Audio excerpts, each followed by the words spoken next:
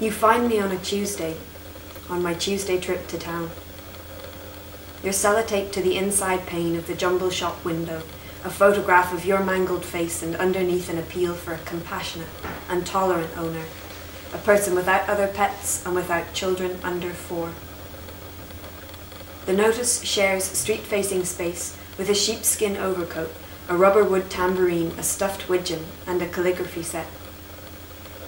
The overcoats sagged and the tambourines punctured, the widgeons trickling sawdust, and the calligraphy sets likely to be missing inks or nibs or paper, almost certainly the instruction leaflet. There's something sad about the jumble shop, but I like it. I like how it's a tiny refuge of imperfection. I always stop to gawp at the window display, and it always makes me feel a little less horrible, less strange. But I've never noticed the notices before. There are several, each with a few lines of text beneath a hazy photograph. Altogether, they form a hodgepodge of pleading eyes, foreheads worried into furried folds, and tails frozen to a hopeful wag. The sentiments underneath use words like neutered, vaccinated, microchipped, crate-trained.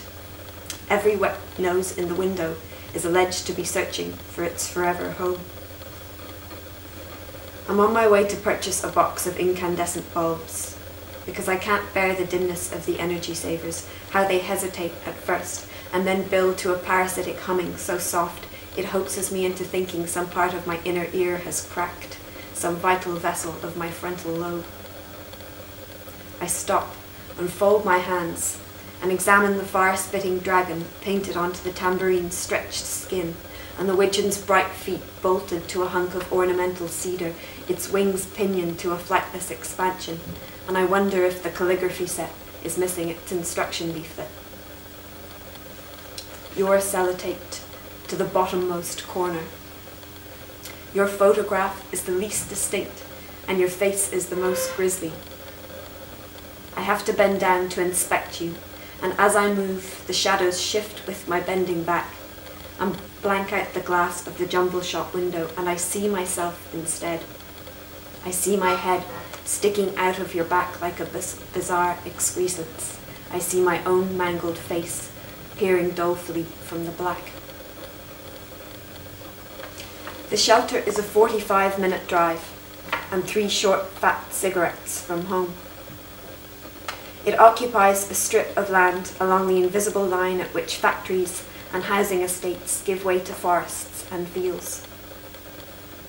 There are rooftops on one side, treetops on the other, concrete underfoot and chain-link fencing all around, its PVC-coated diamonds rattling with the anxious quivers of creatures mistreated, abandoned, abused. Adjacent to the diamonds, there's a flat-headed building with unsound walls and a cavity block wedged under each corner. A signpost rises from the cement. Reception, it says, report on arrival. I'm not the kind of person who is able to do things. I don't feel very good about climbing the steps. I'm pushing the door, but I don't feel very good about disobeying instructions either. My right hand finds my left hand, and they hold each other. Now I step up, and they knock as one. The door falls open. Inside, there's a woman sitting behind a large screen between 2 filing cabinets. There's something brittle about her. She seems small in proportion to the screen, but it isn't that. It's in the way the veins of each temple rise through her skin. It's in the way her eyelids are the colour of a climaxing bruise. Which one? She says, and shows me a sheet of miniature photographs. As I place the tip of my index finger against the tip of your miniaturized nose, she ever so slightly smiles. I sign a form and pay a donation. The brittle woman speaks into a walkie-talkie, and now there's a kennel keeper waiting outside the flat-headed office. I hadn't imagined it might be so uncomplicated as this. He's a triangular man. Loafy soldiers tapering into flagpole legs, the silhouette of a root vegetable. He's carrying a collar and leash.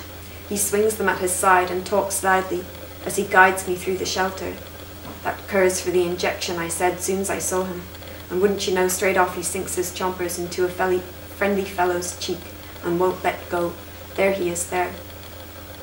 The kennel keeper points to a copper-coated spaniel in a cage with a baby blanket and a burger-shaped squeak toy.